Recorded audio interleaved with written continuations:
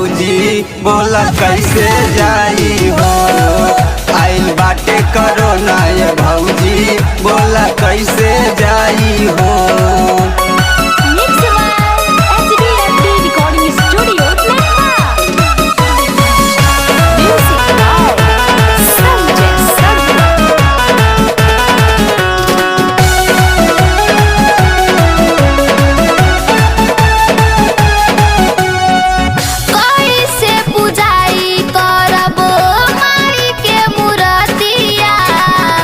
बुझाना भाभी तानी हमारो विपतिया, हमारो विपतिया।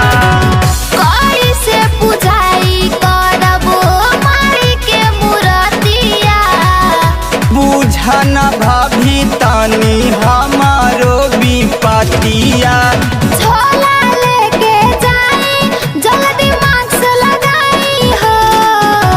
झोला लेके जाई जल्दी मास्क लगाई हो। आइल बाटे कोरोना ये भौजी, भौजी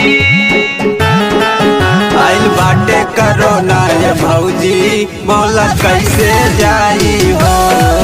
आइल बाटे कोरोना ये भौजी बोला कैसे जाई हो।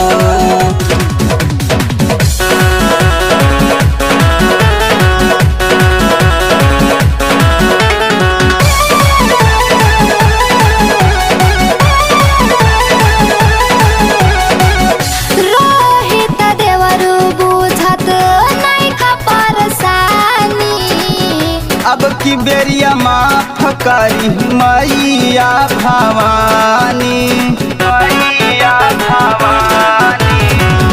रोहित देवरु बुझत नैका परसानी। अब की बेरिया माफ करी है मैया भवानी। दीपक दे हतिया बतिया कैसे समझाई हो। दीपक दे हतिया बतिया कैसे समझाई हो। आइल बाटे कोरोना ये भौजी, भौजी आइल बाटे कोरोना ये भौजी बोला कैसे जाई हो। आइल बाटे कोरोना ये भौजी बोला कैसे जाई हो।